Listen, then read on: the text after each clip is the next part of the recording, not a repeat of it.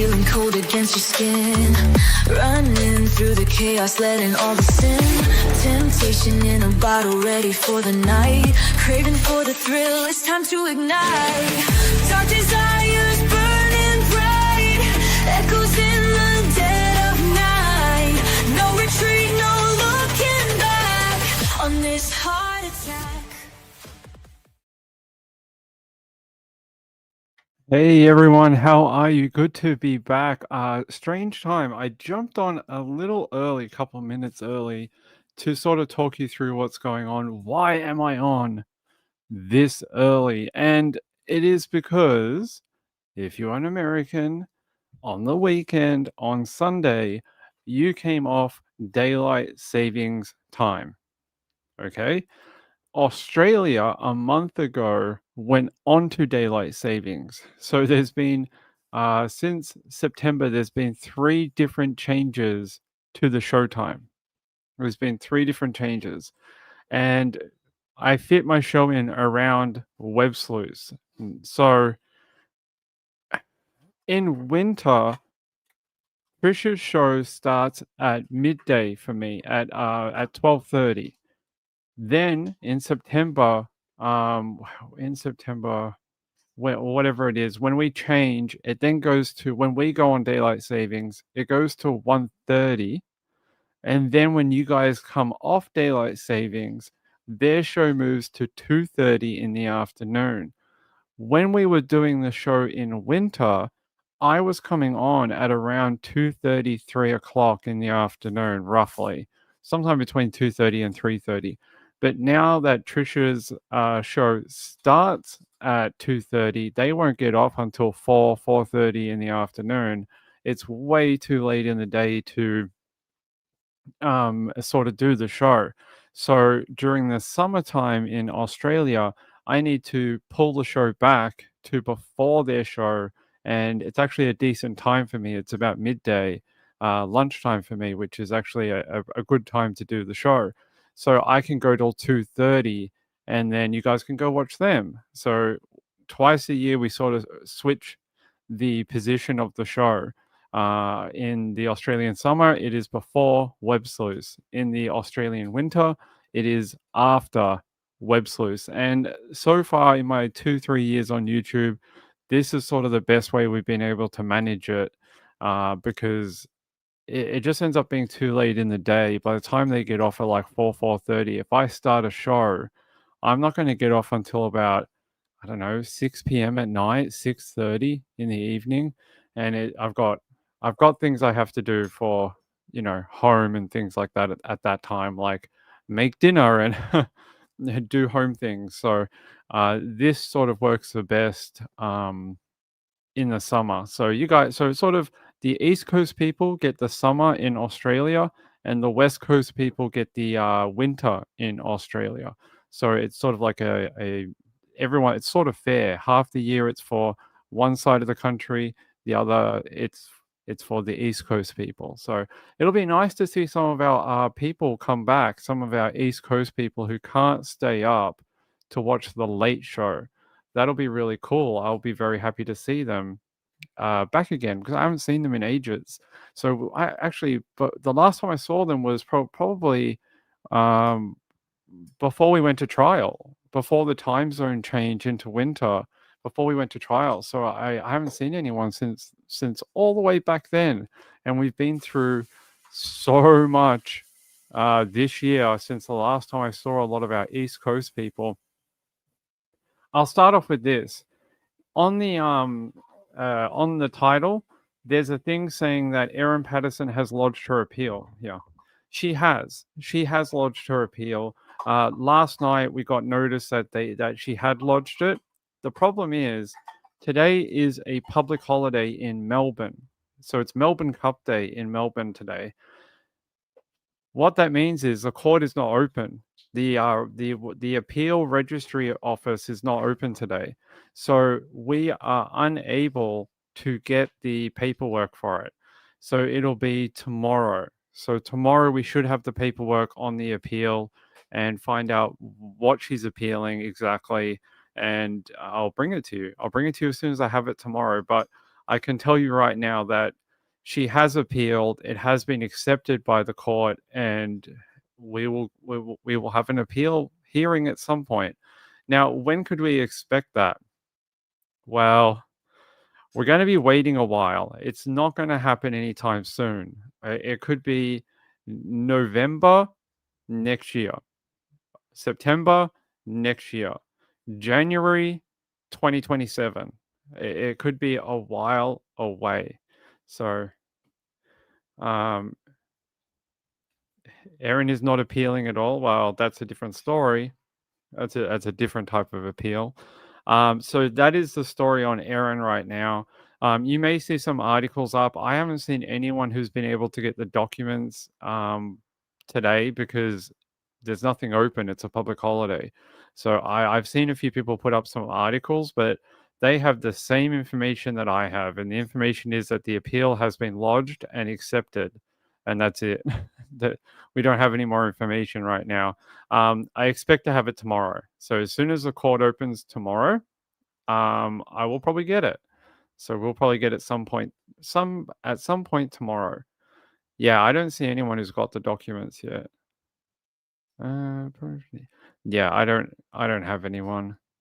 Yeah, I don't see anyone who's got it. So it'll be tomorrow, and that was what I told you all last week, that it would most likely get lodged after hours on the Monday night, which was Melbourne Cup Eve. And I told you they would probably try and do this to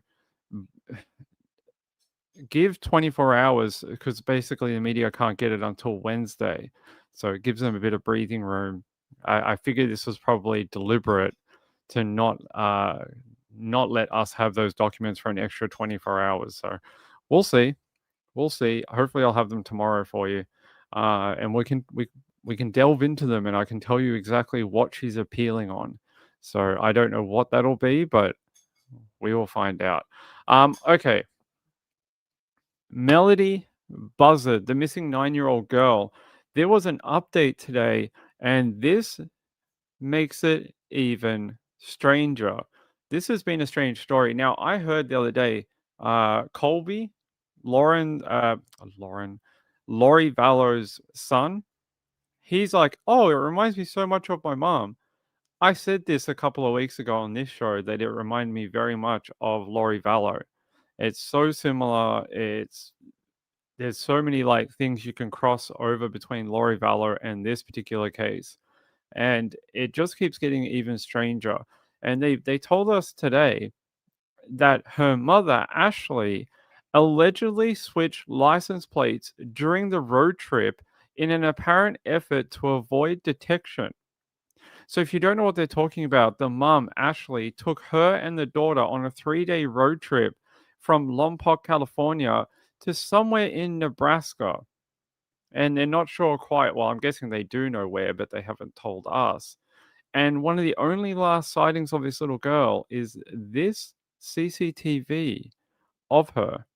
And they reckon that she might be wearing a wig, and this is not her natural hair, stuff like that. So, very, very strange. Let me see if I can just grab this. Go here. They were saying today. Okay. So the sheriff gave an update, and he basically said that Melodee was last seen near the Colorado-Utah border. That's not a great place for a child to be last seen, I would think. Hey, let me see if I can. That's not what we want. Yeah. Let me take you out to CBS in LA. We have an update tonight in the search for a missing 9-year-old from the Central Coast. Tonight, new details on the trip her mom took in a rented car. CBS LA assignment editor Mike Rogers at the desk now. Mike, you have been keeping a close eye on this case that now has a Southern California connection. It does. Lots of developments tonight in this case, actually, Pat and Juan, the Santa Barbara County Sheriff's Office revealing the fact that after the mom took that trip in the rented car that made it all the way to Nebraska, Melodee actually got in the car and came back with her, at least up until a point. Now, this is also the first time you're seeing a photo of the mother. There she is. That's Ashley Buzzard, with detectives saying she is also wearing a wig in that photo, along with Melodee, who they believe also was wearing a wig here. Now, you remember this case happened after school officials reported that Melodee hadn't been to school for several days and asked the Sheriff's Department to do a welfare check. They did. They went and spoke with Ashley, which is Melodee's mother, and said Ashley could not provide any reasonable explanation as to where her daughter was. Ever since then, for the last several weeks, they've been investigating the disappearance of the now 9-year-old girl, including a trip her mom took in a rented car all the way to Nebraska. Investigators say after that trip in Nebraska, she returned back to California by way of Kansas and returned that car. Now, here are new details because tonight the Santa Barbara County Sheriff's Office says that they have been able to verify that actually This bit here is very interesting because when we were looking at the maps about a week or so ago, we were wondering what route they took. There's two different routes you can take. There's a northern and southern route to get to somewhere in Nebraska. So one goes through Arizona and one goes north through Nevada and then Utah. Very strange. I think it's very strange. And that photo in the CCTV, can we go back to it? Of the mom? Yeah, here. This photo looks nothing like Ashley that we've seen. Looks nothing like her. So she's wearing a wig. The daughter's wearing a wig. And they're obviously trying to conceal their identity. Is this just some paranoid delusion? Someone who's trying to hide the child like that? That's why it's so similar to Lori Vallow as well, because originally that's what we all thought with Lori Vallow. We thought that she'd been hiding the children somewhere in the LDS or something, and then this is very similar. Could she be hiding the child? If the child did come back a portion of the way on the return trip, why in Utah? It's concerning. Very, very concerning. Let me go back here so we can learn more about the road trip. Yeah. Here are new details because tonight the Santa Barbara County Sheriff's Office says that they have been able to verify that actually Ashley was in the car all the way back until at least Green River, Utah. Now, sheriff's investigators also say during the trip, a license plate was put on the car that was a New York license plate that did not match the car or Ashley. It's unclear where that license plate came from or when the swap occurred, but when the car was returned to Central California, it had the correct license plate on it. Now, I want to show you this area because this is the Green River, Utah to Prim, Nevada. That's the route they took there. That's the last time that they saw Ashley in the car. Up until this point in the trip, they don't know if Ashley was still in the car. They're working with local law enforcement, but also asking community members to keep an eye out here. Now I want to take us down to Southern California at our area because after she came through Prim, Nevada, they say actually she took the 15 to the 210, potentially making a stop in Rancho Cucamonga. That's one of their points of interest. Then took the 210 all the way to the 134, the 101, and then back to Central California. And again, it's unclear at this point if Ashley was still in the car. They can verify that she made the return trip all the way up until Utah, but it's unclear if she came back with her mom all the way until then. They've served search warrants. They've looked through her house. They've questioned the mother, and they have not gotten anywhere as to where Ashley was. So, of course, if you know anything or you recognize anybody in those pictures, you're asked to call the Santa Barbara County Sheriff's. So there you go. More interesting updates in regards to the missing girl, Melodee. I am just concerned. I just don't understand where a little girl could be for this amount of time. So we're talking almost a month now. In a couple of days, in about a week. Almost a week. In almost a week's time, it'll be 4 weeks since Melodee has been seen at all. And you have to think, where has this little girl been for a month where no one has seen her? It's a national story. There's like 50 YouTubers covering it. There's like news stations and press releases and cop interviews. And where is this little girl? And why has no one been able to take a photo of her, sight her, getting food, going somewhere? Nothing for over a month. You know, it's very hard to keep a child of that age in a very small location voluntarily. So, according to KSBY, they're saying she had not been seen for some time. We know that. So the California license plate, we already knew that, was 9MNG 101. So 9MNG 101. And then the New York license plate was HCG 9677. And they believe it was changed to avoid detection on October 8. It's very strange, right? To take a here's a route for you from the Santa Barbara County Sheriff's. So did she take the license plate with her? This is a rental car. It's not a private car. It's not like this is her car and she just took a second license plate or something. This is a rental vehicle. Did she just take a license plate from somewhere, and did she steal it from a vehicle in Nevada, in Nebraska, in Utah? Did she like pinch it from a car? Where did it come from? Whose car is it? Whose license plate does she have? That's a good bit of information that would be handy to know. So the places that they're giving out publicly are Green River, Utah, Panguitch, Utah, Northwest Arizona, Prim, Nevada, and Rancho Cucamonga. And they're saying that if anyone has surveillance footage of these two in any of those locations, they would like it. There's that photo of the mum. She looks nothing like that. It's so jarring. It's really jarring to see that photo, because when you look at Ashley, here, let me get you the other photo we have of her, Ashley.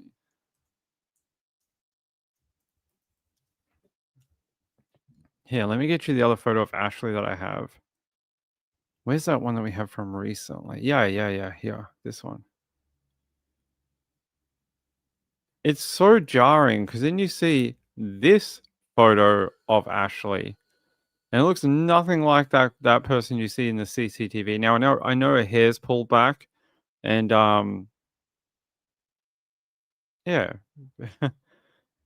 Just to me, I wouldn't pick them as the same person. So Ping would do very bad in a trial. If they're like, "Hey, is this the same person as the accused?" I'd be like, "No, I don't think so." They'd be like, "This guy is ruining our prosecution case. We have to get him off the jury." That's what would happen. Yeah, I don't know. Very, very odd. There's that photo that we have. I don't know. You guys tell me what you think. Yeah, I don't think I could pick him out of a lineup. I don't think I could. She looks so different with the hair out. It looks like she's got a lot of makeup on too. Yeah, it looks like she's got quite a bit of makeup on. But the kid having a wig is a bit odd as well. The daughter in the hoodie looks scared. She is making a interesting facial expression. Why? I don't know. But possibly could be frightened. There's the other photo of Melodee. So we know a little bit more now. Not a ton, but at least a little bit more on like where they went, what route they took. You know, there's that route. So there's that route, and you can see the major cities. These are the major cities that they went through that they want, where the it is highlighted on the map. There you go, Green River, Utah. And then St. George in Utah. We know St. George. We've done a lot of cases from out there. And then Prim, Nevada. So it's almost like they tried to, because I'm pretty sure when we looked it up, there's another route you can take that's better than this one. And it gets you to Nevada quicker, Nebraska quicker than this one. So this is a very strange one to drive all the way through Utah. Why take such a huge detour through that particular state? Like I don't know. I think that's odd. A handler? What would she be handling? The child? I don't know. She must have some weird mental health issues. From what we know from the family, she's very protective of the daughter. Very protective. Wouldn't even let her dead partner's family have a relationship with Melodee, and that they had this court battle early on in Melodee's life to not let them have any access with Melodee at all. So it's very odd.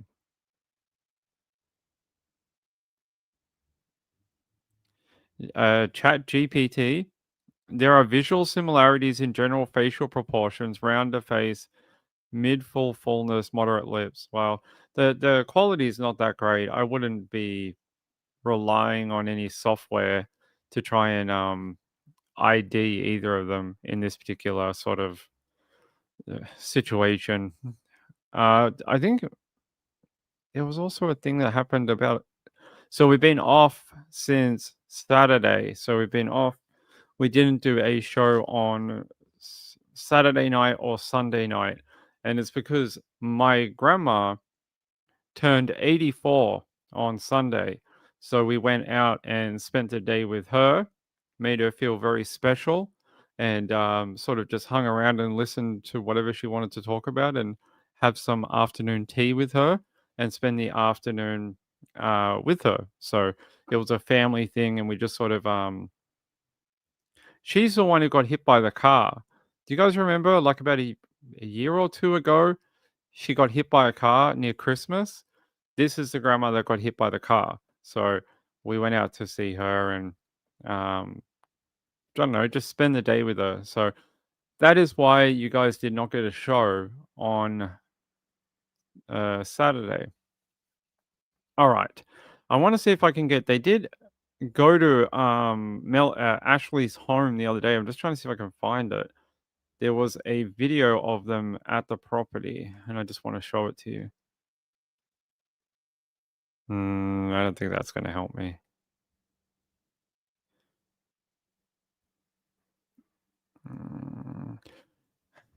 I was hoping this might be the video that we need, but yeah, that is not the video that we need. Yeah, let me see if I can find it. Oh, I just saw this. Someone posted it to me.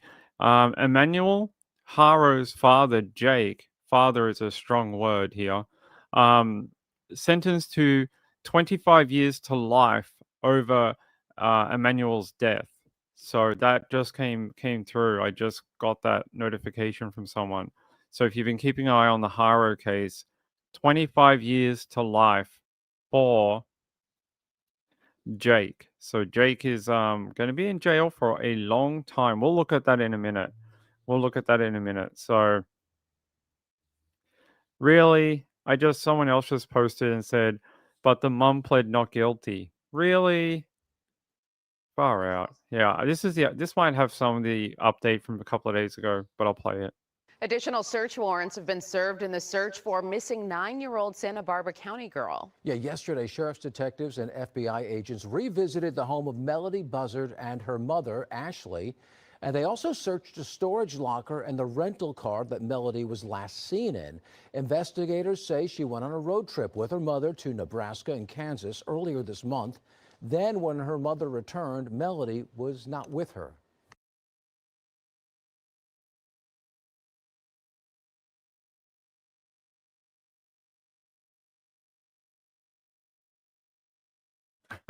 I like how Ashley Banfield is in my search history, but I have never watched a video in my life from Ashley Banfield on anything.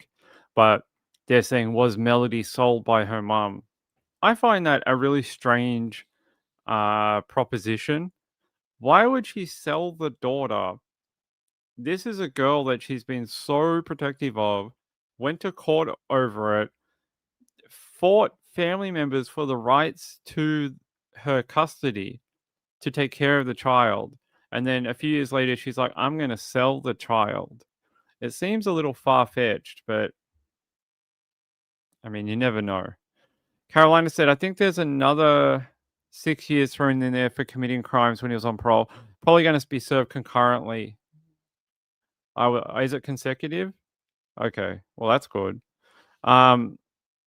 Espion said, what is in Nebraska or Kansas pedos PDF files? Traffic issues or, yeah, Okay, or rugs. They have a lot of rugs over there, apparently. Jonna said maybe she's hiding her with a friend. That's what I thought. After reading through all the family history, all the sort of court issues, the things with the father's family, I was like, I wonder. And she has a lot of debt, so she's been going through the court due to credit card debt. And something told me, what if she's paranoid that if the CPS find out she's got no money and bad credit, there's a chance that they would take the child off her again because she can't provide for the child. So, and she doesn't have a job.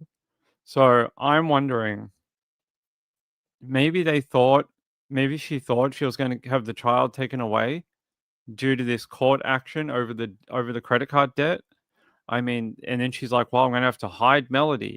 I'm gonna have to make her go away, and I don't want her going to the father's family." I mean, that seems more likely to me than selling the child. Now, I know putting "was Melodee sold by her mom" is a great way to get people to click on your video. I don't do shit like that, so I'm just happy to give you the facts of things. I don't really want to. If I never get a million likes, that's fine. I don't really care. Kim says that's what Laurie said. That's right. Hey Kelly, what's up? Sometimes parents doesn't want the kid to go to the family. It's more about keeping the child away out of spite or other issues, and I think that's what it was. SPM said any competent mom would know the school system would report, and the education of the child they know. That's an interesting point. Where is it? I wonder if she was jealous of the other family.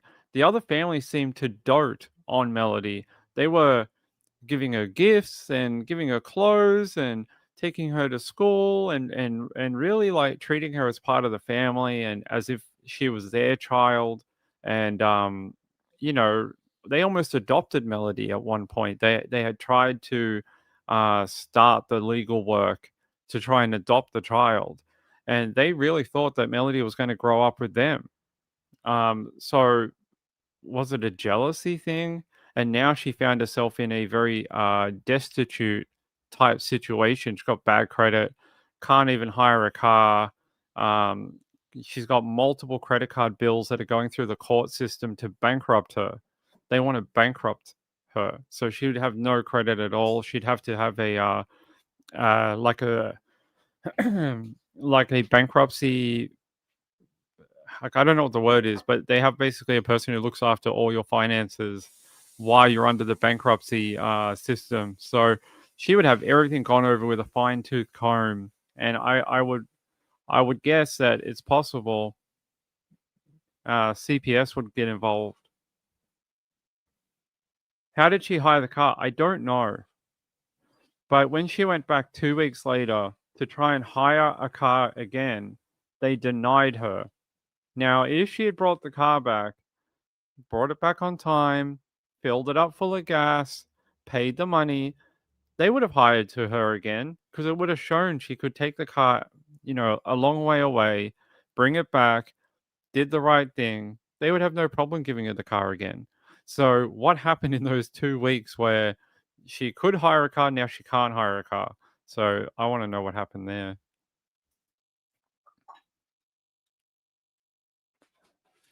Angel? Let me see. I can't. Our chat tonight is not. Oh, you mean Angela? How did she hire the car? Yeah, I don't know. I don't know if she has a friend that helps her, and I was like, maybe the friend put it in her name. Well, I don't know if the police can affect the hire a car company. Can they? Can they put like a notice on the car saying like don't lend to people? I don't know if they. I've never heard of it being done here in Australia, but maybe in America. Carolina said, I thought someone said the car was damaged, or did I imagine that? I don't know. I didn't hear that, but if you're taking license plates on and off the vehicle, maybe you damaged it. Hold on. Let me see. I didn't hear that.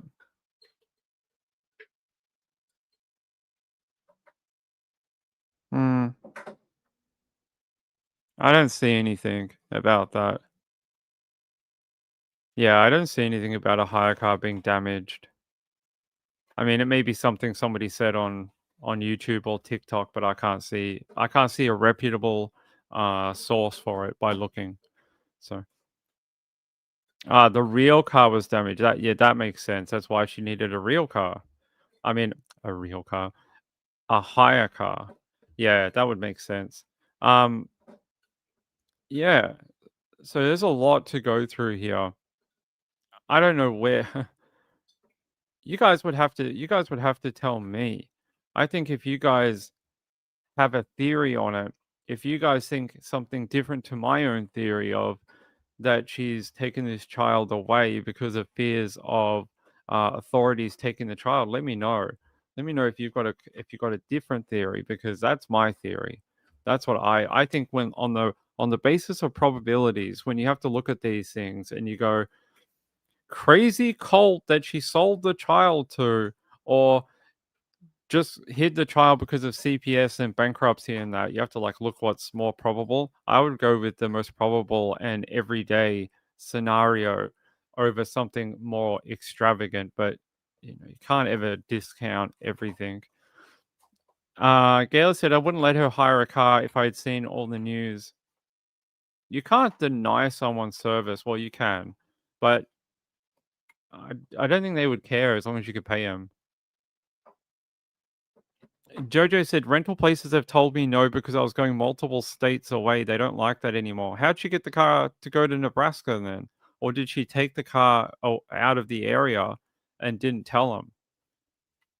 Did she tell them she'd only be going in California? And that's why they won't hire the car to her now, because they don't trust her to keep it within California. Maybe. Kelly said, I think she got rid of her. I don't know how, but she's broke. She's seriously mentally ill, and not taking it all doesn't look good. It doesn't look great. Got a child missing for a month. Gayla said, what if she was going back for Melodee but couldn't get the car? Why not tell authorities where the child is then? And say, oh, she's staying with my friend Johnny, who is in Nebraska, and she was going there for school holidays or something. I don't know.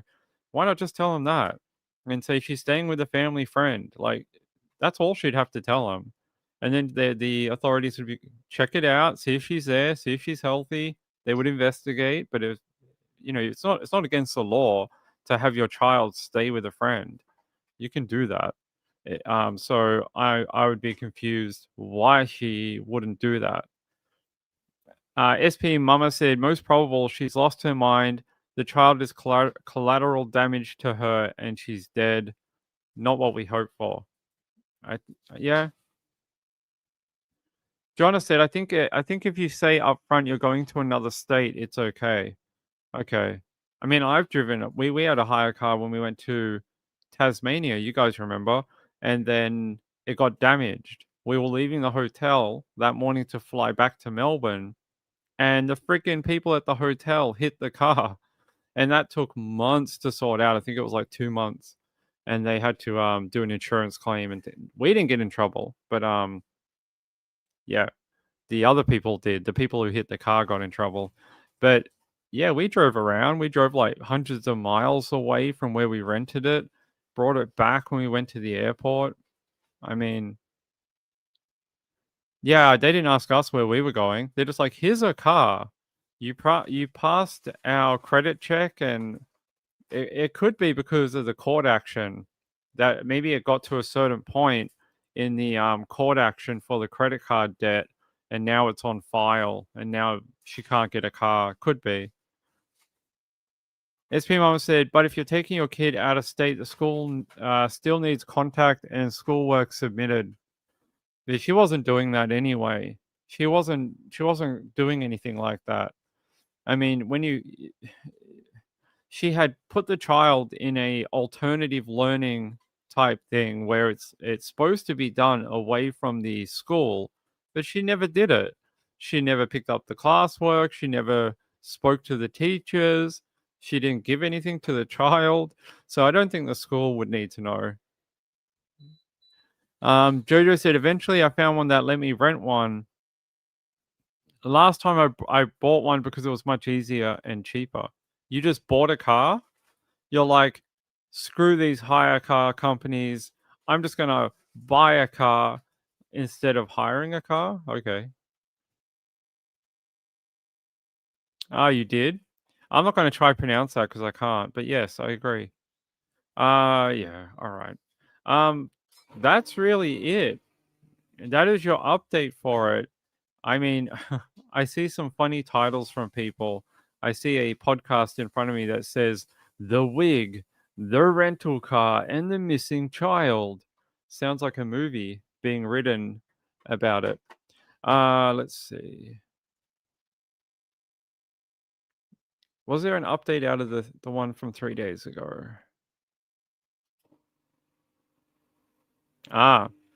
This is interesting. On Thursday, detectives escorted Melodee's mother from the property to another location that would not interfere with their ability to conduct a thorough search. I wonder if they found anything in that search. Doesn't seem so. Not if they're doing a big update today, giving us a timeline. So I don't think they found anything at all. Yeah.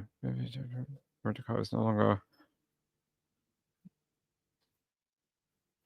Yeah, they also say that Ashley has been uncooperative and not provided any information about where her daughter is. So I think that is a strong statement on Ashley. Anyway,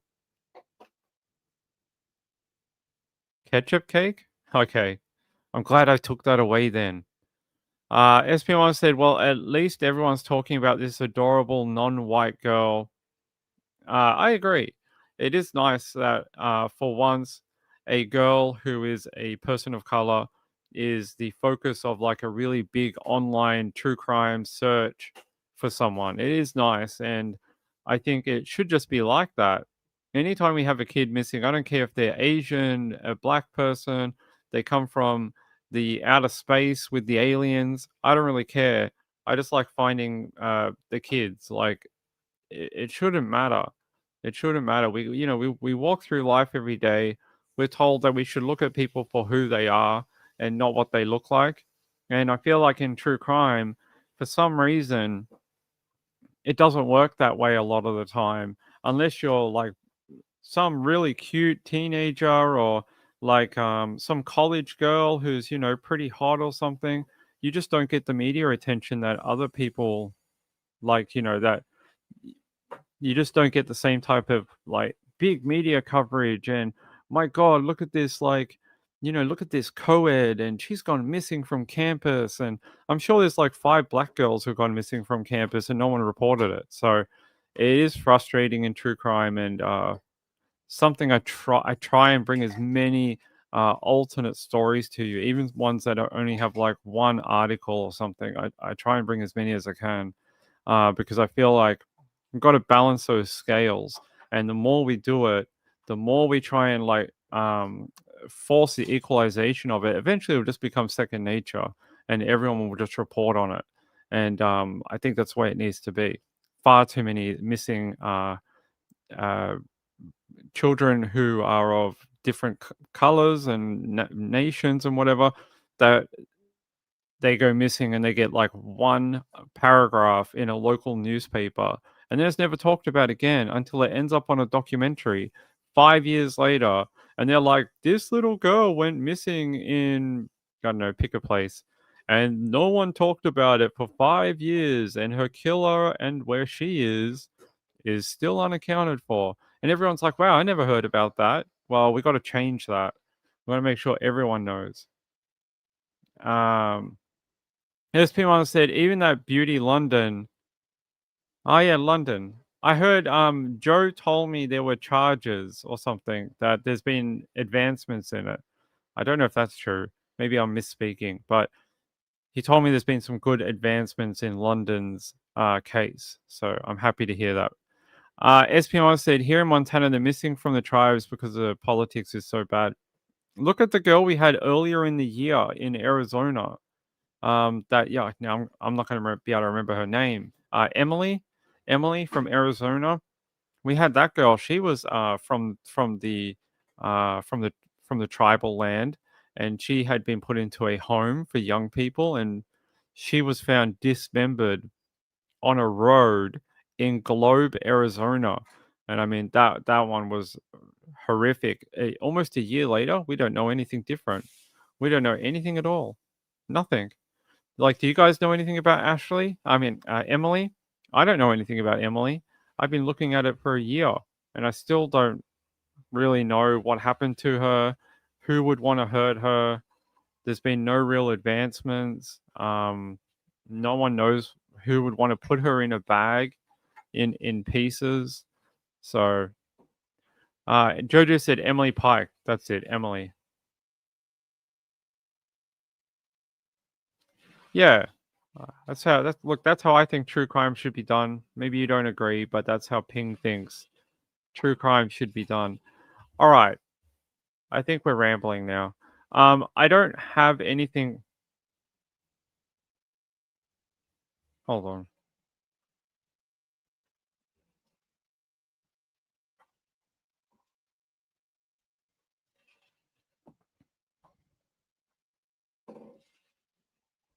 Okay.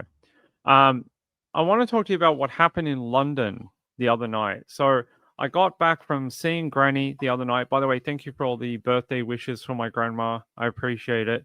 So I got back from doing that the other day, and we had this crazy story out of the UK. And I really wanted to bring it to you the other day, but I didn't do a show. So I want to talk to you about it now. Did you see what happened on the train in the UK? How this guy picked up a knife and stabbed people on this train at nighttime. These people were trapped in the train. It was going between stations at the time. He started attacking people and stabbing them, and they couldn't go anywhere. They were trapped on a train. They pressed the emergency buzzer, and the train driver's like, I can't do anything. All I can do is take you to the next station and have authorities waiting there. But he's like, that's all I can do. He's like, what do you want me to do? It's not a car. It's a train.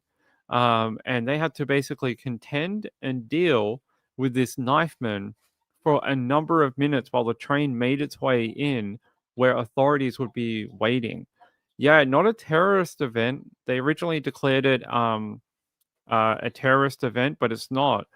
But there is new video of this guy that came out overnight, and I want to show it to you because this guy was roaming the street before this happened. I'll show it to you. Hold on. There's new video, but I'll take you to the original thing for people who have not been following from the UK. Hold on.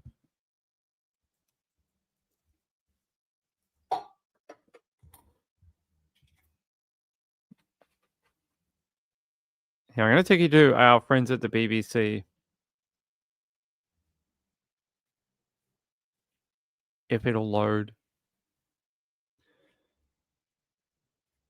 Apparently we're getting the spinning wheel of doom. So we begin with breaking news because the BBC has obtained an image of Anthony Williams in a barber shop in Peterborough the evening before the alleged train attack on Saturday. Well, he has been charged with 11 counts of attempted murder after a knife attack on a train in Cambridgeshire on Saturday evening and a separate incident in London hours before. Cambridgeshire police say they're investigating whether 3 knife-related incidents in Peterborough on Friday and Saturday were linked to an attack on a train in Huntingdon in which 11 people were stabbed. Well, the Cambridgeshire force has referred itself to the police watchdog. We'll get the latest live from our correspondent in a moment, but first, one of the passengers injured in Saturday's attack, Stephen Crean, has told the BBC how he tussled with the attacker as he slashed him on the head and hand after he confronted him to allow other passengers to hide in the buffet carriage. Have a listen. I remember the doors. I had my back to the doors of the train, about 2 rows of the seats in. And then a girl come running through, the doors open, a lady come running through this. She said, run, there's a man with a knife, a big knife. So this guy actually got defensive wounds all over his hands, and you can see it in the video. You'll see all his hands are wrapped up. He ended up being stabbed a number of times. There was a few people on the train who tried to save people, and they tried to go up against the knifeman to avoid him attacking other people. It's really horrible, and you hear this guy talking about it. I'll see if he's got a photo of his hands, the poor fella. Yeah, here. You can see he's got defensive wounds all on his hands. And his poor hands are all cut up, and they're all been wrapped up now to try and help him. But the suspect who is accused of doing this stabbing, he was at a barber shop on Friday, and I don't understand what he was doing, but I'll show you the video. It is very... Yeah, here's another photo of... There's the guy you saw on the video. There's his hand. His hand is all butchered. Poor dude. He's going to have a long recovery, most likely. But check out this video from the barbershop. It is freaking weird. I don't know if this guy was having a psychotic break or something, or he's having delusions. Is this the video? Sorry, guys. I'm not trying to give you motion sickness. Is that it? No, that's not it. All right, hold on. They have photos of it in that article, but not actually the video.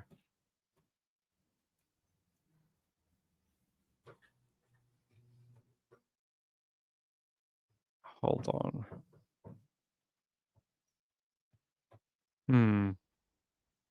Give me 1 second. I don't know why that video has disappeared from Mr. Ping.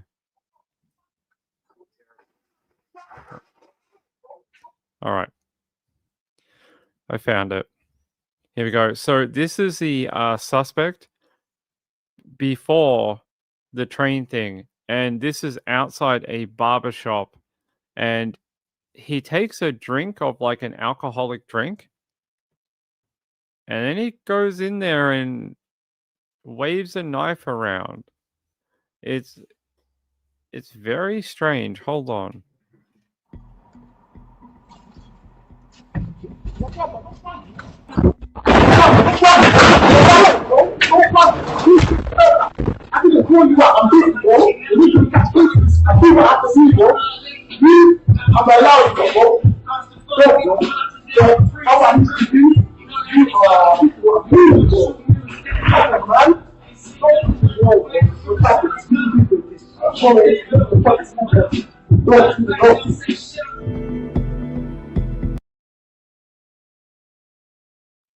So I can't tell you what he was saying. I've listened to it a number of times. All I can hear is something bro, something bro.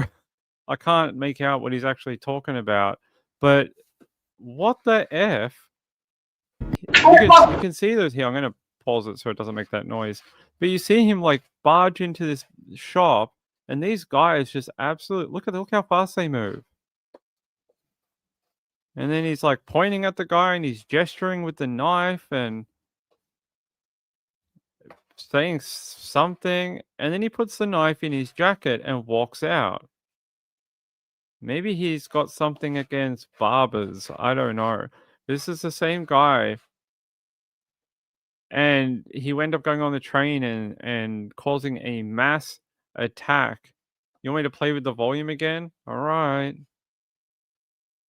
See if you can hear what he says, because I can't hear it.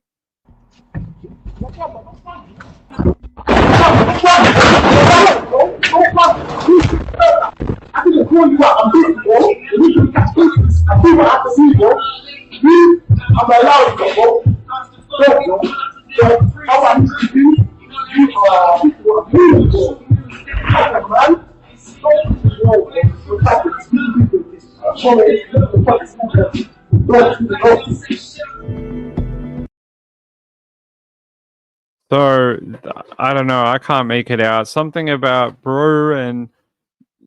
I don't know. But this is the video. They also reckon he may have been involved in a stabbing of a teenage boy. earlier that night, not too far away from where this barber shop is. Hey, woodland creatures, how are you?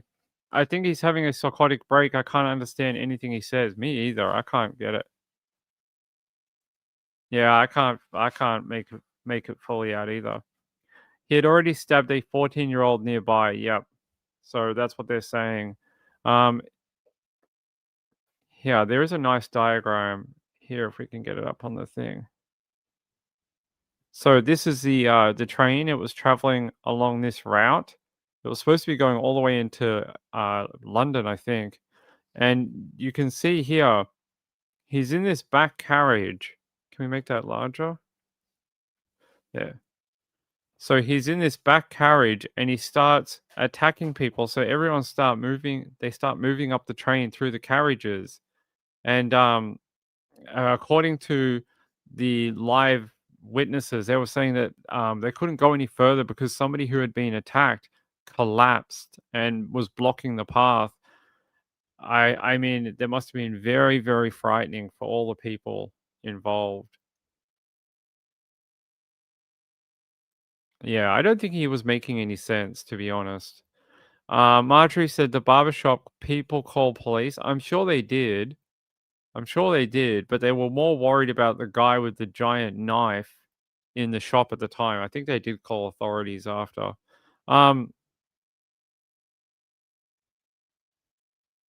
Yeah, so actually this has the, if we go up here. Oh, this one doesn't? Okay. There we go. Wait. So they're saying that oh no, it was going the other way, sorry.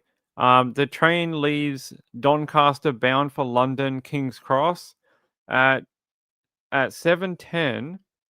A 14-year-old was stabbed by a man with a knife in Peterborough city centre. And they're saying at 7:25, a man is seen with a knife at a barber shop in Fleeton. And they're saying, or Fletton, I'm probably pronouncing it wrong. And on the November, so that was October 31st. The day of the stabbing, on the next day, November 1, a man is seen with a knife at the barber shop again. Police arrive in 8, so he went to it twice. So he went to that barbershop twice. Once the night before at 7:25, and then the following morning at 9:25 a.m., he went back to that barbershop. Police arrive in 18 minutes, but the man has already left the area. Later that day, in the evening of November 1st at 7:39 p.m., emergency alarm pulled on board of the train, and 999 calls are made as the attacker is stabbing people on the train. The train makes an unscheduled emergency stop at Huntingdon as passengers flee and suspect is arrested. And they're saying he also attacked a man at... Wow, he apparently attacked another guy on November 1st at 12:45 a.m. This guy gets around. It seems like he uses the train to move between different places all over London. They're saying he allegedly attacks a man with a knife at Pontoon Dock DLR station in London. So he's got a thing about knives and attacking people, apparently. Maybe you would have to be... What would cause you to be so upset at a barber shop that you go in the night before, threaten them with a knife, then come back the next morning at 9 a.m. and try again? What would upset you that much?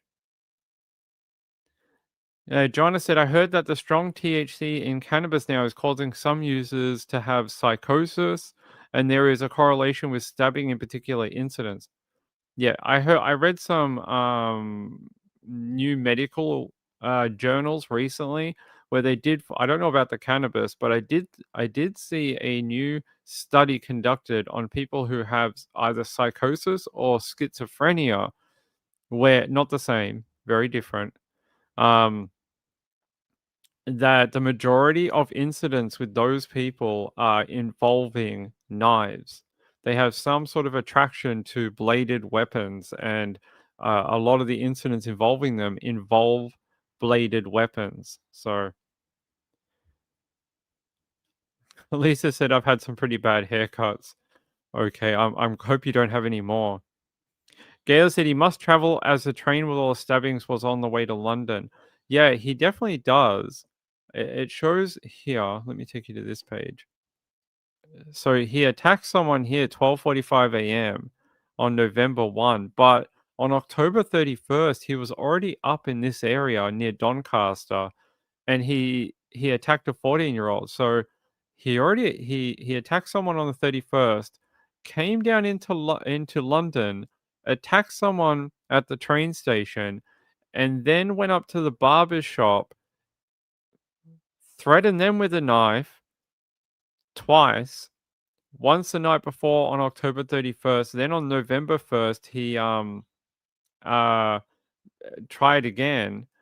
Then he hopped back on that train and this time decided to hurt the people in the train. So I don't really understand. What's up with this guy? I have no idea. Jonna said, I'm a hairdresser. Imagine if you upset the wrong person. Yeah, I know. Hey, Carlisa. Carlisa said, ping, you're early tonight.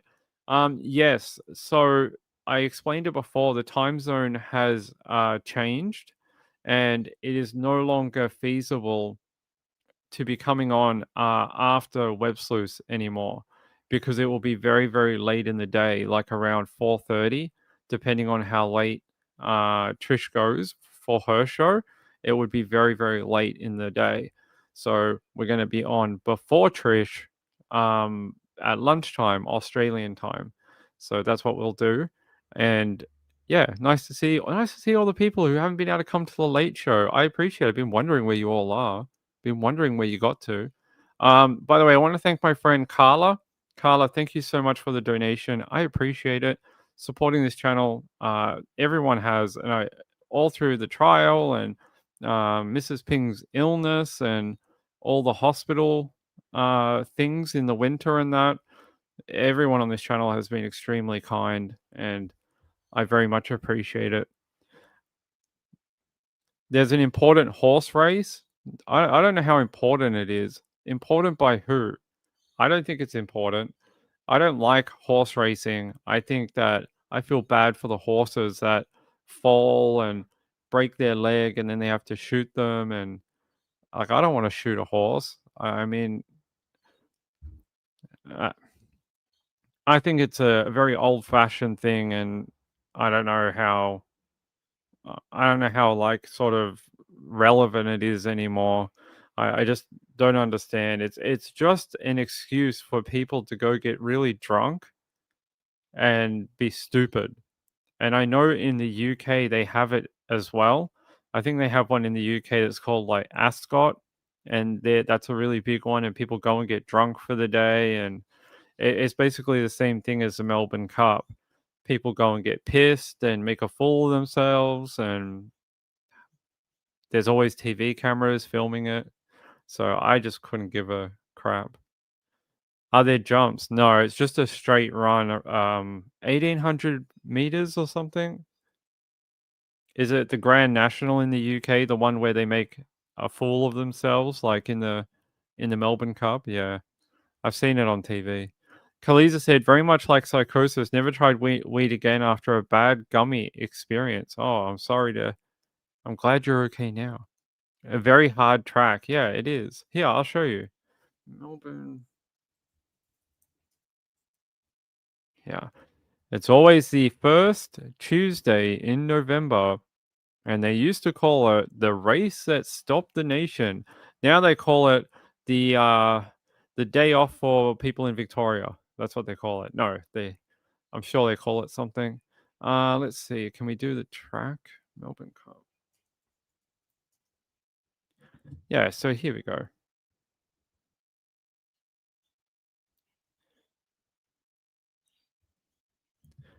This is the track at Flemington. And you can see it's right near the city of Melbourne in the background there. We got a few different giant racetracks. There's one at Flemington. There's one at Caulfield. I think there's another one. So they race around this giant dirt oval, and whoever does it the best, the fastest, gets to win the horse race. So 2,400 meters. Okay, there you go. So they'll do that in about half an hour. They'll do the race, and everyone will lose a lot of money, drink more beers, and then realize they have to go to work tomorrow. Sean says, I don't eat anything you can bet on. Oh, I'm glad you can't bet on turtles then. Lisa says, many horses injured and died. That's sad to me. Like, I don't like that the horses have to die. I mean, if there was a way that they could race the horse without it breaking its leg and things like that, then maybe I'd be more on board with it. But I don't like the fact that if the horse falls and it injures itself, they put up the big curtain and then like they get the pneumatic cylinder thing and they're like kutush and the horse is gone. I mean, I think it's a waste of an animal. Millions of dollars are worth for these animals. So yeah, it's pretty sad. So yeah, that'll happen in what is it, like 2 hours? No, half an hour. Let me see. Oh, 3 p.m. So in an hour and a half. We probably won't be on at the time, so you guys won't get to witness the race on this channel because we're going to end in about an hour when Trish goes live, and you guys won't get. I won't be on for it. So yeah, but hey, if I do a late show, I'll give you an update. Lisa said I googled last 5 years, no injuries. Yeah, maybe not in that one, but there's a whole thing in Melbourne. So the Melbourne Cup is sort of like the final one. No, not even the final one. I think there's one this weekend too. There's a whole heap of them. It's called the Spring Racing Carnival. And there's like races at different ones, and there's ones at Caulfield, there's ones at Flemington, there's ones at the ones in the country. There's all different ones all over Victoria, and I think it runs for the month of October and November, and they basically do races every couple of days. So the Melbourne Cup is just the largest one. Sean said, my two horses were ex-race horses saved from the glue factory. When Mrs. Ping is naughty, I tell her she's going to go to the glue factory. It's a inside joke. Long story, but she was told if she didn't behave, she'd go to the glue factory when she was younger. And now we keep the joke going whenever she does something wrong. Don't tell her I told you that. She'll be mad. Lisa said, my boss owns racehorses. He's a psychopath. Well, I'm glad your boss doesn't be a psychopath about you. I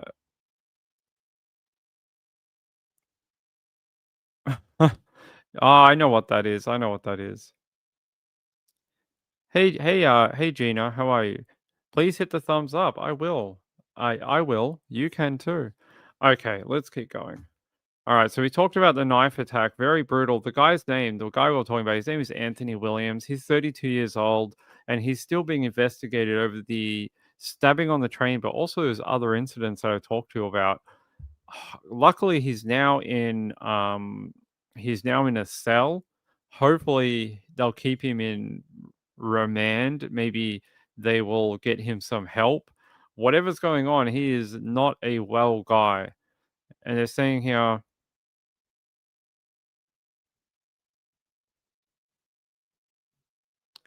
yeah, this is a good point. They're saying as more information has been released about this individual, Anthony Williams, there needs to be questions asked about has he had any contact with the local NHS or council services, the police or prison services?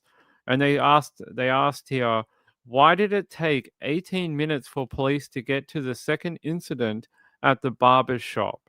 That could have been life or death for the people in that barber shop, and it took them almost 20 minutes to get to that incident with Mr. Williams. So,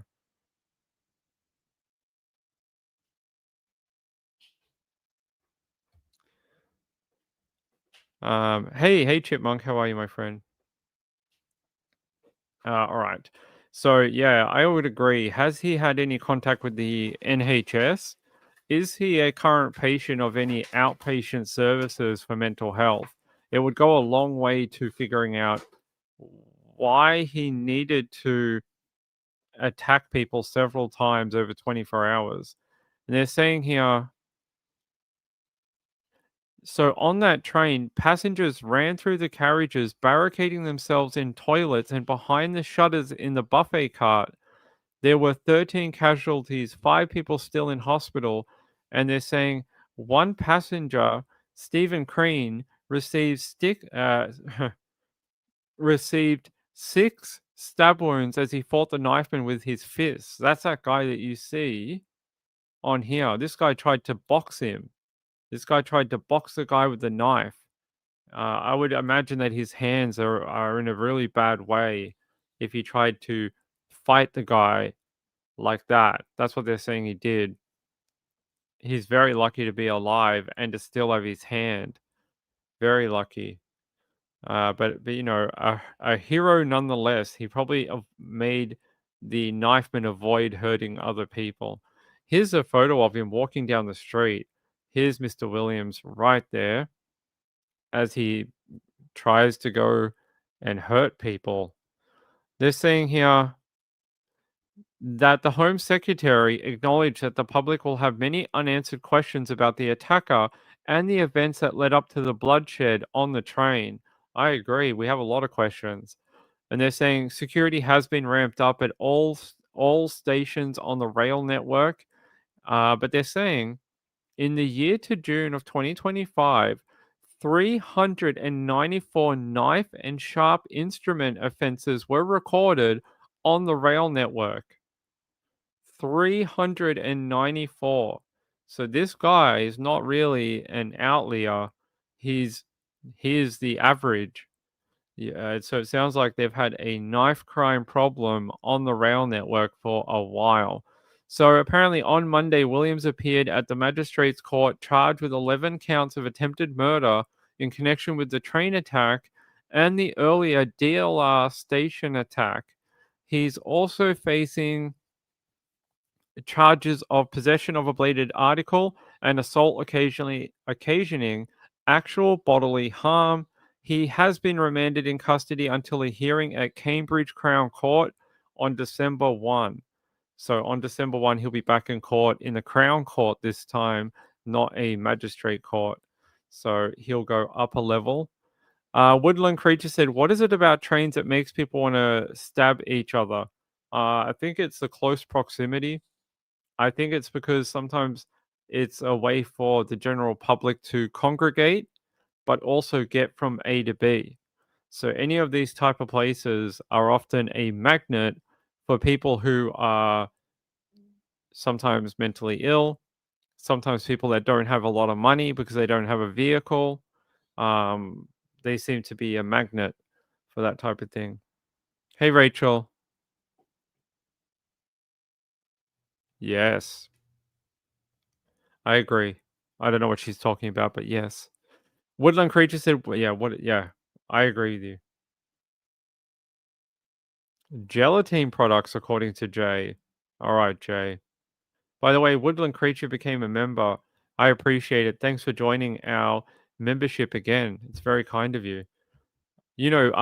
Someone asked earlier, did YouTube ever fix the problems on our channel? No. I've just learned that is our new reality, and it's never going to get fixed. So I'm just accepting it. And yeah, that's it. Just have to deal with it. All right, let's go here. Let me see what else I got on my list of things that we have not being able to catch up on since we've been away for 2 days. Let's do Emmanuel Haro. Let's give you the update out of Emmanuel Haro. I think that's a great idea, if I can get to it. Yeah, let's talk about that. The Kempazon man who pleaded guilty to killing his 7-month-old son has just been sentenced to 25 years to life in prison. Baby Emmanuel Haro was reported missing in August. His body has not been found. Last month, his father, Jake Haro, pleaded guilty to second-degree murder. Emmanuel's mother, Rebecca Haro, set to also be in court today for a preliminary hearing. She's accused of helping her husband cover up their baby's murder and pleaded not guilty to murder last month. Never did we ever knew anything. If I had known when I called social service when Rebecca moved in, I called social service to let them know that I didn't like him. That because my granddaughter Erin was afraid. She didn't want to be there. She called me and she says, "Grandma, I don't want to be there." Okay, so I called social service. I asked social service to give me a report of what had happened, what they found out. Oh no, she's fine. The house is beautiful. They have food in the fridge. That's it. There you go. That's the grandmother to Emmanuel. She's the one who was originally saying like, "Oh, my son would never do that type of thing." She sort of changed her tune as we've gone through this court process, and I don't know what you think of her, but I think sometimes some of the I don't know. Seems like she tried at some points, and then other points turned a blind eye. Kim said, "What?" I don't know what you guys are talking about. But yeah, Emmanuel Haro sentenced. That is good news. Very good news. 25 years to life. Happy for that. The Emmanuel's mother, though, is pleading not guilty. Rebecca. She is going to be in court January 21, 2026 for a hearing, probably similar to a committal hearing. They're probably going to start working things out to go to trial, but that could take a while. Sorry, that's Rebecca's mum. Yeah, sorry, my bad. But yeah, she was like, he's a good boy. I don't know if she believes he's a good boy anymore. Rachel said, I believe, yeah, it's on the mum side. Yeah, sorry, my bad. But yeah, she was saying stuff earlier on when Emmanuel was first missing, but she sort of changed her tune a little bit now. And now she's talking about how she called CPS, and I don't know. I think there's a lot of things about Emmanuel that don't seem right. How did no one notice these injuries? And I am fully of the belief that Emmanuel had been injured for months beforehand, before he went missing. I fully believe that kid was being beaten up and hurt, and you can see his degradation in his health through the photos. Like when he's younger, he looks okay. Like he looks fairly healthy. And then as he progresses in his very short life on this earth, he gets worse and worse and looks more incoherent, looks more sick. He looks more very injured. And I think there's a lot of questions here that haven't been answered for that little boy. Yeah, she looks like she could be Wendy's sister a little bit. Yeah, you could tell 100% you could tell in the photos. I agree. This grandma said she never even met the baby. Rachel said he should have had to say where the poor baby was. Yeah, I don't understand that. How can you be okay with giving him like this chance to plead guilty, take the 25 years to life, but not get any further information out of him? And just be like, sure, go rot in jail. Are they hoping that eventually he'll come forward and try and use it as a bargaining chip to get a lower jail sentence or something? I don't know. I would have thought the baby Emmanuel being found would be a high priority, but it seems more like they've moved into a stage where it's more about prosecution for the offense rather than finding Emmanuel being the priority. It's now moved into making sure these two are held accountable for their actions, which is good, I guess, but would like to know where he is. Lisa said, I think he tried. I think he doesn't know.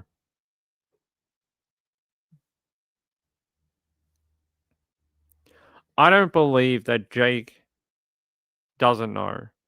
I don't believe you can't just put it all on that mum. She's complicit, but it's two of them together.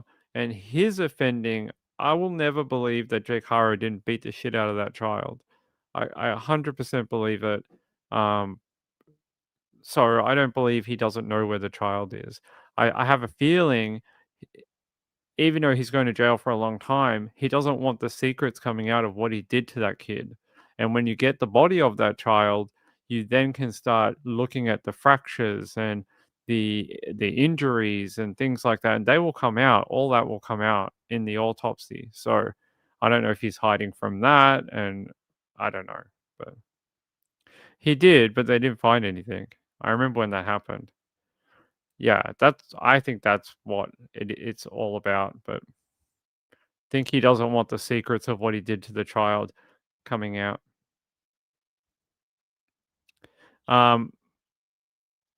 Yeah, because like I just got to find that kid. Oh, Carolina said he confessed hoping to get 15 to life. Judge said no, his crimes are too horrific. What a great judge. We need more of them. So yeah, he was sentenced on Monday to more than 30 years to life in prison after he pleaded guilty last month to killing Emmanuel. He pleaded guilty to one charge each of murder, assault on a child under the age of 8, causing death, and filing a false police report. The judge, Gary Polk, sentenced him to 25 years to life on the murder charge, 180 days for filing a false report, and 6 years on the assault charge, and then 8 months for being a felon in possession of a gun. They're saying the terms are to be served consecutively. That's a rarity to get a consecutive sentencing arrangement. Normally they're just like, serve it concurrently. It's fine. But that's good consecutively. And he was given credit for 551 days for time served. Time served? 551 days. Hold on.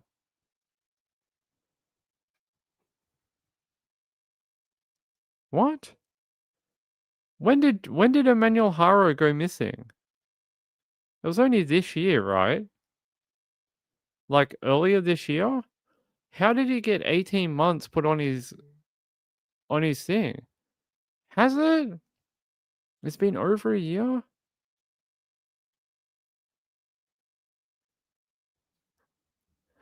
Ping has somehow time traveled into the future. Has it really been that long?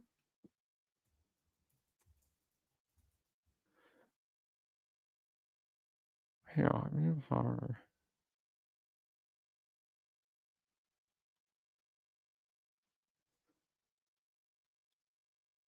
Nah. Emmanuel was reported missing August 14th, 2025. So it was only like a couple of months ago. Yeah. There's no way. So why did he get time served? I don't understand that. So they're saying he was given credit for 551 days for time served and must also pay $10,000 in restitution. Time served for what? That's interesting. I don't understand what that's for. He was on parole, but you don't get time served. It's not like you get time for the crime you're going to commit. I have to look up what that's for. Yeah, let me try a different source for the information.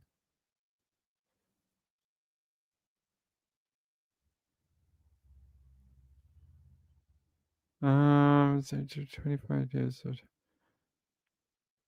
Let's see. Okay, let me try and find Jake Harrow.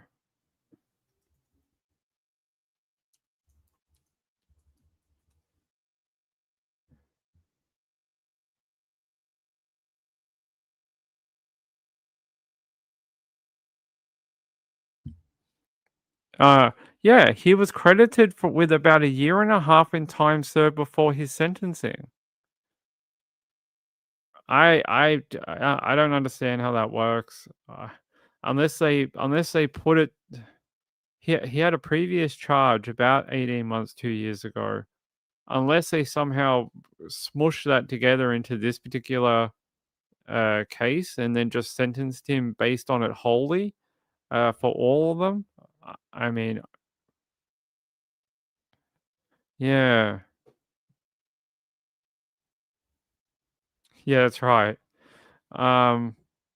Carolina said, yeah, it was from the work release and this time in good behavior. Bizarre.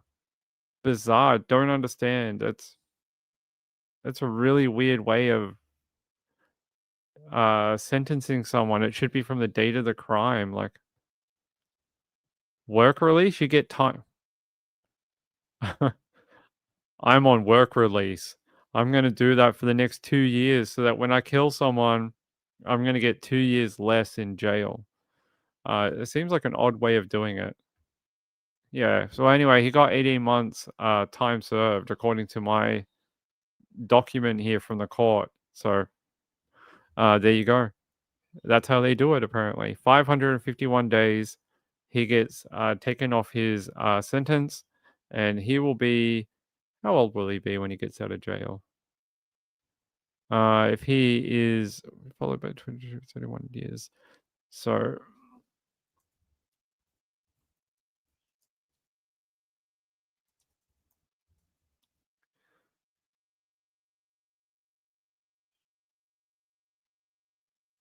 says here he'll be in his mid 60s by the time he is released, about 63 or 64 years old when he reaches his earliest possible parole eligibility date, at which point he has to go through the parole board and see if he can get out of jail. But he will be in the later part of his life, and he'll be almost 70, really, probably, because you never get out in your first go. So if he fails on his first attempt at 64, he would have to wait another three years to try again. He'd be closer to 70 if he like it would only take 1 or 2 times for him to fail on a parole, and then he'd be there when he was 70. So he won't get it on the first go. No one gets it on the first go. Not for these type of crimes anyway. For other types of crime, yes. But for these types of crimes where it's like to life for murder and things like that, they normally don't get out on the first attempt. So Woodland Creature said, crazy to give that guy any leniency. I agree. Carolina said he was crying in court, yet decided not to apologize or anything. Yeah, he's crying in court because he's going to jail for the majority of his prime of his life. He's not crying in court because of Emmanuel. He's crying in court because of himself, because he's that type of selfish individual that only cares about himself. He is that you can tell that's what he's like. Jojo said that's if they don't do an early mass release. Let's hope not. Let's hope not. We might have a missing person. Hold on. If my computer will give us the link. A missing child. Okay.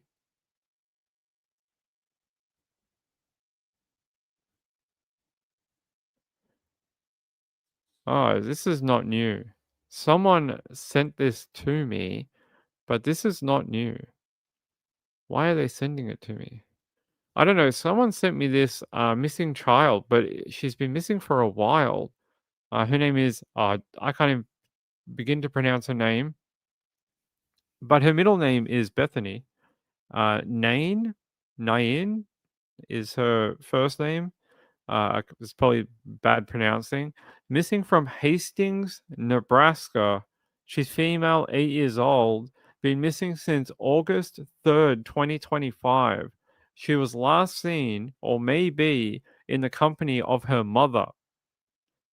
Child custody type thing, maybe.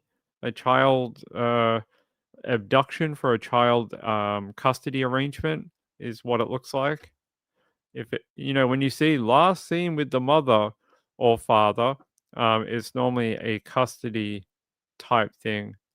Can we get any more information on this young lady? Let me see.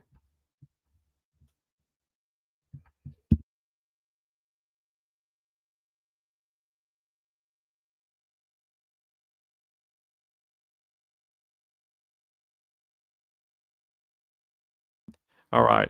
Let me see if I can find anything else about this little girl. I can't find anything. Weird.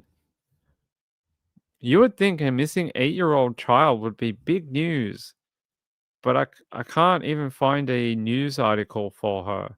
Isn't that sad? There's like not even a news article for this young child. Here is the missingkids.org page for her. That's all I have. This little poster for her. Nebraska, Hastings, Nebraska. So that's where she's from, but I can't even find a news release, an article, nothing. She's been missing since the early part of August 2025. So many months now, like 3-4 months, she's been missing. 8 years old, and no one's even written an article about her? That's weird.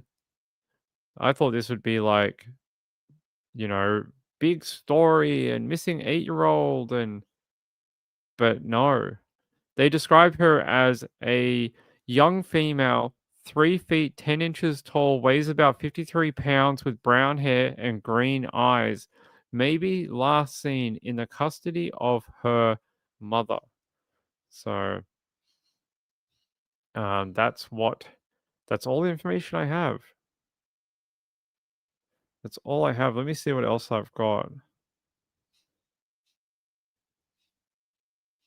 Uh-huh. All right. We may have another missing person. Hold on. Whenever we get onto the missing people, everyone then starts sending them to me. We'll go to Boston. We'll go into Boston up here.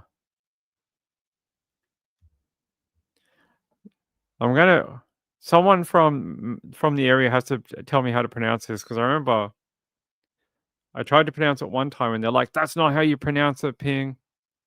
So if someone's going to have to tell me how to pronounce this town name phonetically, because I don't know how. Yeah.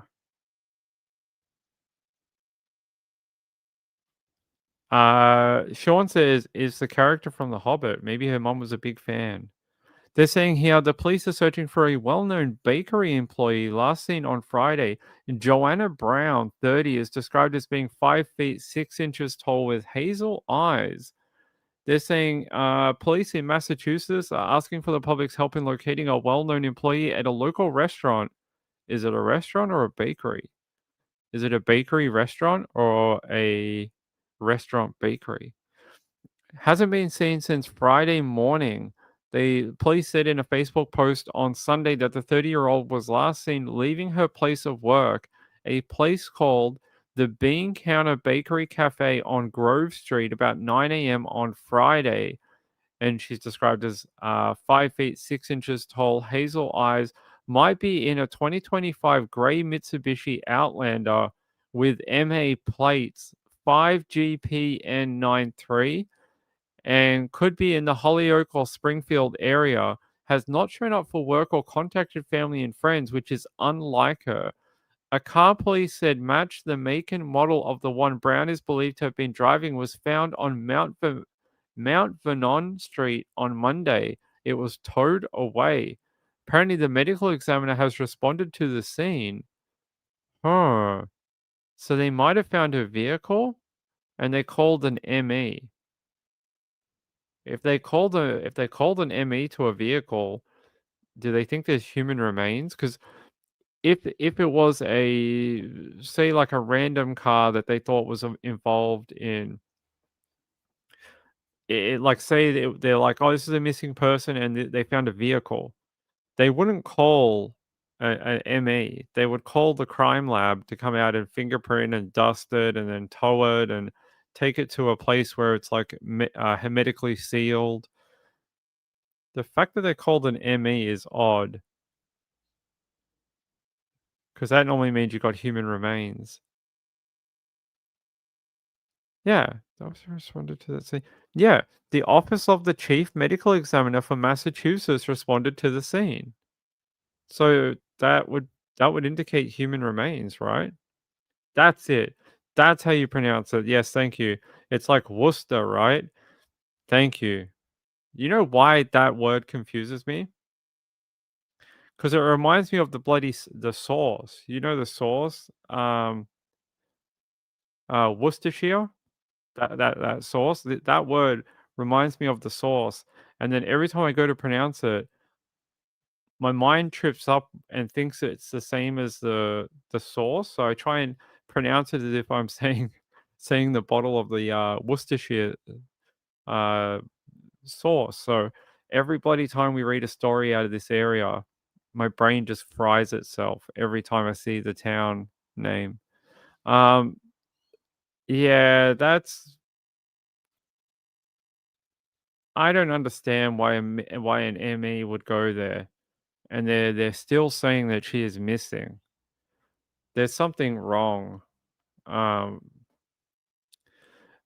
there's something off here. The fact, like I said, they would call crime lab, not ME, if it was a missing car.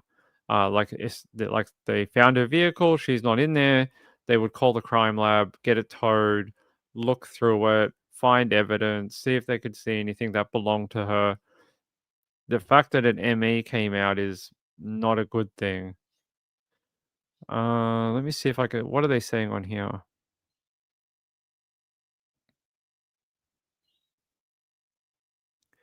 Yeah, let me check the Worcester Police Department website. Huh. So the PD is still saying she is missing. That was 10 hours ago.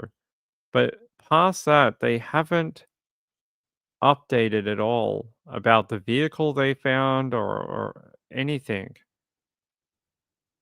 Yeah, let me check the comments.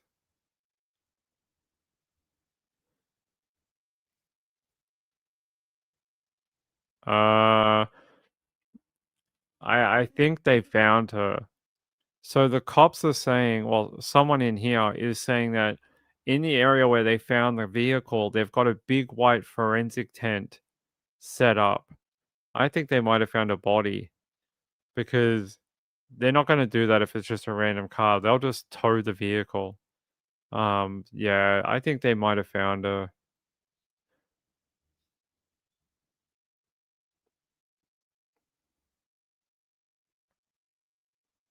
I don't know why I was on the screen so big just then.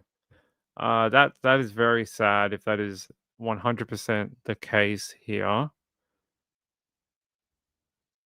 I'm gonna try get back to that page because the local people seem to know what's going on.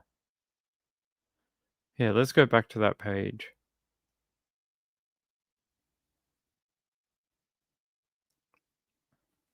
A local person here said that what they're hearing around town is that she was found in the back seat of the car and she was dead.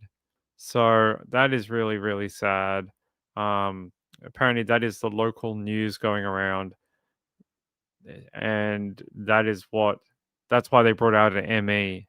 So I'm just going to check something here because they're saying that there's a lot of helicopters up in the air around the area. And I want to see if we can see if they're still doing it or not. So if we go to MA, I'll see if there is still helicopters up or not.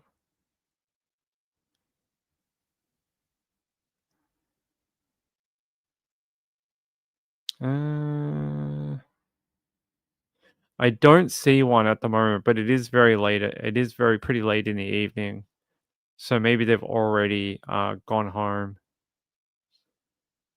Yeah, I don't see a helicopter.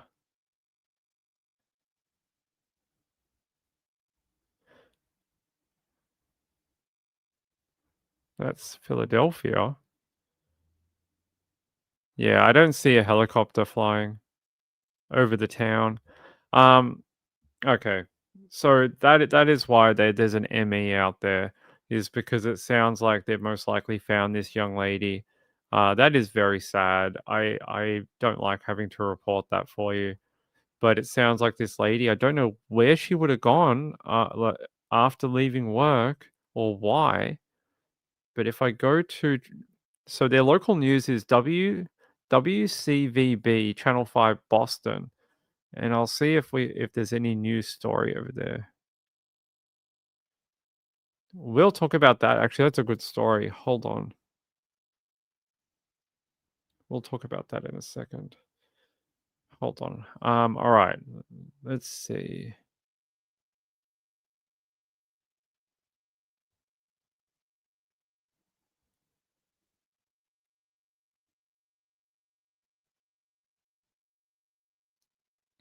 I'm just trying to see update.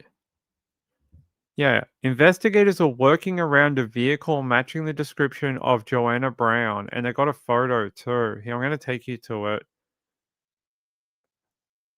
On Mount Vernon Street, and a lot has happened since we last checked in with you at 6 p.m. The medical examiner has come and gone. That white tent across the parking lot has come down now, and we just saw them tow away that vehicle, and the plate did match the plate that police put out as the license plate for the vehicle that Joanna Brown was last seen in. Let's take a look at video from Sky 5 that we've been showing you of that white tent that was up until just a few minutes ago.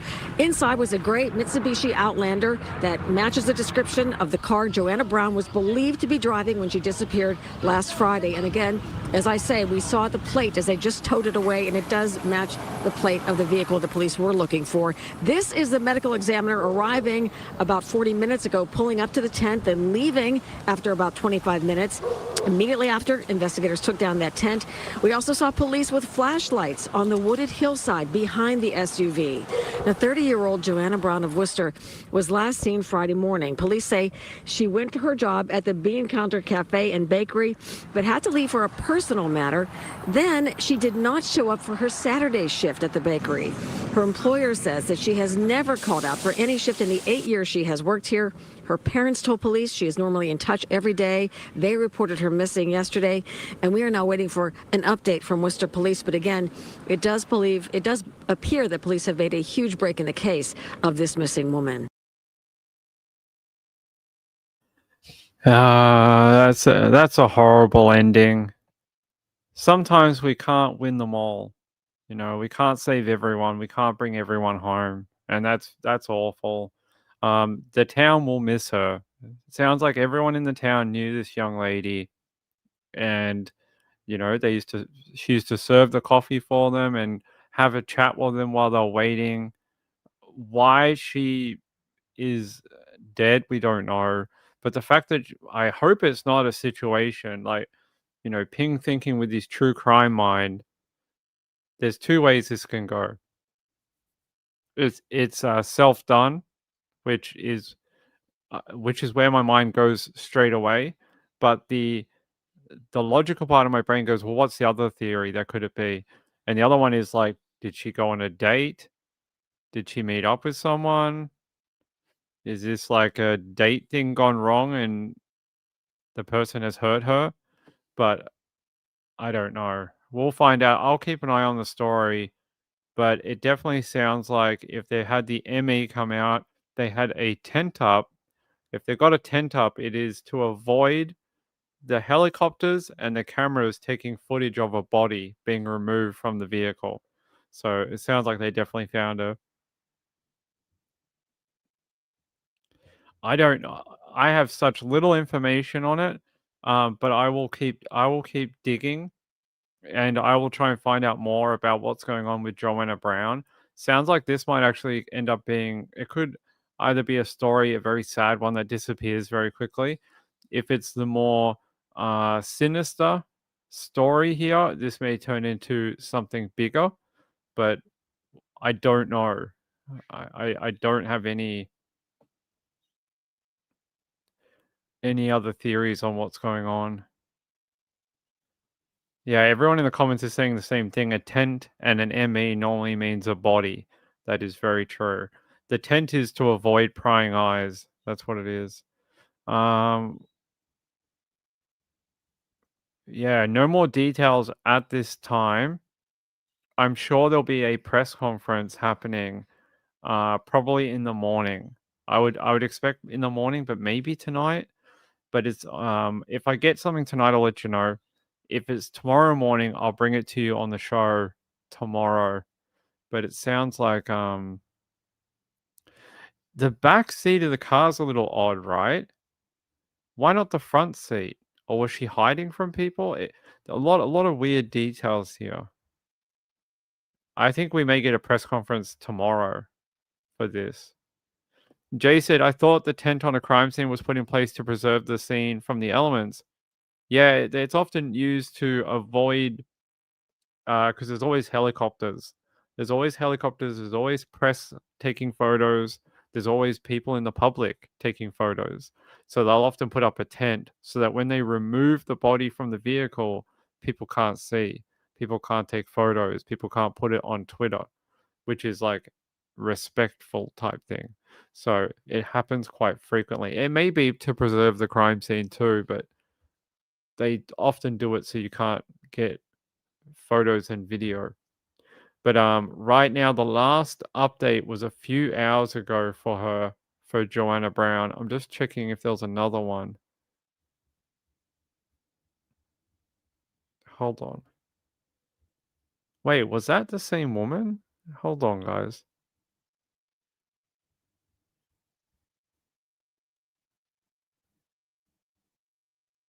No, that's not the same woman. Can't be.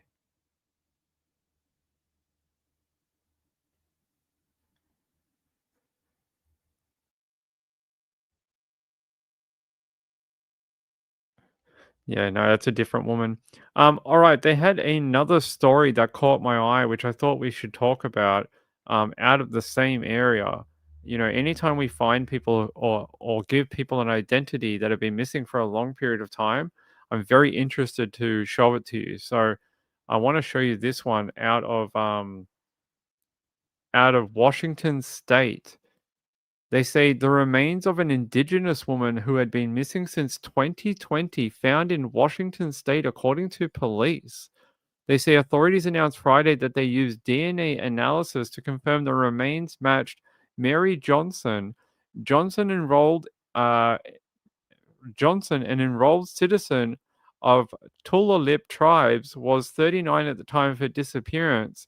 She was last reportedly seen on November 25th, 2020, on a reservation in Washington. She was walking on Fire Trail Road on the reservation on her way to a friend's house, but never arrived. She was reported missing on the December 9th, 2020, according to the FBI. Remains that ultimately were matched to her were found by authorities in a remote part of northwestern Washington in Snohomish County on June 13, 2025. The FBI said Friday, without elaborating about the location, that county is where the reservation is situated. That's so she was found on a res. Sounds like maybe someone hurt her or was after her at the time. The fact that she was still found in a similar location is concerning. Let me see if I can find you an update for it. Nope. Yep, here. Apparently, her remains were skeletal. They were found in a ravine. Interesting, in a ravine. It's like someone chucked her into a ravine after hurting her. All right, let's go. Hey. I'm right along Fire Trail Road on the Tulalip Reservation, the last place investigators say Mary Ellen Johnson was seen alive. Today, the chairwoman says that her remains were found in Darrington. And so much time has passed by. 5 years of searching, 5 years of questions. Now, Tulalip tribes have the answer they feared most. It's heartbreaking to know that it came to this point. In June, skeletal remains were discovered in a ravine in North Snohomish County. As soon as the discovery was reported to local authorities, Chairwoman Terry Gobin requested expedited DNA testing. I had that feeling when I heard it on the news. I said, this may be. And, it was just a, in your heart, hoping maybe it was so we could bring her home, but we weren't sure. Mary Ellen Johnson was last seen the day before Thanksgiving in 2020. She was supposed to catch a ride at this church to go to meet friends in Oso. She never made it. Please help us find our sister. And for years, her sisters held out hope. Gobin says she was the one to deliver the news. When they seen me walk in, they knew it. With the police, they, pretty much knew. They're heartbroken, but a little bit relieved. It's law. So, are they looking for someone who hurt her then? Or was this like a self-involved thing? I would want to know. I mean, that's a long time for someone to be missing. Let me try and... The cause and manner of her death are still under investigation and are not known at this time. They just given her name to the remains, so they're not sure whether it was if someone hurt her. They're not sure yet. Apparently there was a documentary about her case, and it was called Missing from Fire Trail Road, and it was released only last year. So there you go. Yeah, they're not sure what happened to her. Well, it'd be nice if they could find out. Be nice if they could find out if are we looking for someone who hurts people, or was this a sadder type of story about life on the reservation? Is that what's going on? Like, we just don't know, I guess. $60,000 for a reward for information. Yeah. Kim said, I'm guessing she didn't throw herself into a ravine. Wow. People can trip and fall and fall off, like, high surfaces and things like that. So it's, you never know. But yes, I know. My article says the same thing. It says they have a reward out for information for her. So I'm just trying to see if we have anything else. Yeah. Her disappearance and death remain under investigation according to authorities. The cause and manner of death are not known yet. So that's the information I have. They say the FBI and the Tulalip tribe are offering a reward of up to $60,000 for information leading to the identification, arrest, and conviction of persons responsible for her disappearance. There you go. Doesn't say murder. It just says disappearance. So she's no longer disappeared. She has been located, and they do know that it is her. But we now need to find out whether we're looking for someone or not. Hold on, Mary Johnson. I want to go watch that documentary about her. I'm gonna probably try and find that and watch it, because it sounds like a good documentary about crime and violent crime for people who are Indigenous and live on reservations. I think it's good to open our mind about things we don't understand. Like, I don't understand what it's like to live on a reservation. I know you guys might not, for the majority of you either. So if we can learn about it, try and further our knowledge, it helps with trying to do these type of cases. So I will definitely be looking into it. All right. I think that's it. I think that's it for tonight. So I'll keep you up to date. If I get anything more for For Joanna Brown, if I get anything more about her, I might come back. If we get a press conference tonight, I'll come back. But if it's tomorrow, I'll come back tomorrow. But no updates so far. Just that police have custody of a car they were searching for Monday afternoon, but no report whether they actually did find remains inside of it or not. They're just saying that they got the vehicle and that it was towed from the scene and a medical examiner arrived and then left. So I'm guessing we're waiting on a press conference for Joanna Brown. So I will let you know. Joe said, I want to watch a documentary on Ping. I have so many questions. Nobody cares about my story. No one cares. Chipmunk says, thank you for the updates. Good rest to everyone. Yeah, so hey, did you like the early show? Did you like the earlier time slot? It was nice to see a bunch of people I haven't seen in a while. I hope as we move into the Australian summer and the American winter, that these early shows will be great for the people on the East Coast of America, maybe even some of our people in the UK. And yeah, hopefully we'll get to do that. So, I haven't seen our friend from we had a friend in the Netherlands, and I think we had someone from Sweden. I haven't seen them in a while. I hope they're doing well. Thanks, Jay. I appreciate it. Good to see you, buddy. I appreciate it. Hey, Trish is on in a minute. She'll be on in about 10 minutes time. I hope you head over to WebSleuth and see what updates they have. They might tell you more about Joanna Brown. I don't know. Maybe they've got a better update than I do. Jojo said, I know a guy who grew up on a reservation. He thought drugs were only in movies. They didn't exist in the real world. Very sheltered life. Interesting. Gayla said it's 3:20 in the morning. It'll be 4:20 in the Netherlands. I miss our friends from the Europe that we used to have drop by. You would watch a Ping documentary? Okay. I don't think anyone's going to make that documentary. Montana said, enjoying the early show. Hey, Montana, good to see you, my friend.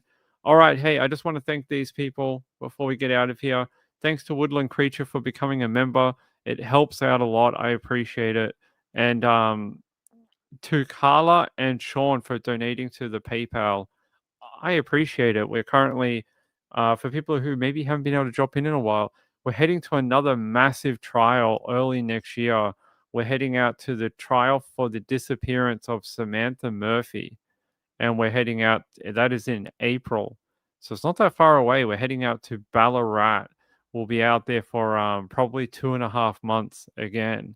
Same as what we did this year with Erin Patterson. So we will right along the fire. All right, shush, sir. And then yeah, we'll be there. I may come back on after Trish because we have a strawberry and cream pie, and we have some American candy. We have a Chex, what's it called? Muddy Buddy thing with chocolate on it. So I may come on after Trish, depending on how long her show goes for. So, can I show a picture of Samantha Murphy? Sure.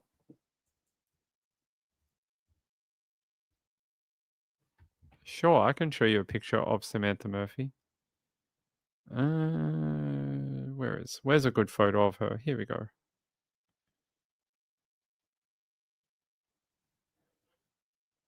There's a photo of Samantha Murphy. Her alleged killer is Stephen Oren Patrickson? No. Patrick Oren Stevenson. Sorry, Ping was getting mixed up. Patrick Oren Stevenson. And he is the alleged killer of Samantha Murphy. Her body has never been found. She's been missing almost 2 years. In February next year, it'll be 2 years since she went missing. Went out for a jog on Sunday morning, early in February, and disappeared. Was never found again. They found her mobile phone a few months later, but have never been able to locate her body. But did make an arrest. They arrested Patrick Oren Stevenson. He's been in jail for like the last 18 months. and he is due to go to trial early next year. So I will be at that trial, just like we did with Erin Patterson, and we'll bring it to you live on this channel next year. So, hey, I love you all very much. I will see you maybe after Trish, okay? All right. Love you all. Good night. Bye.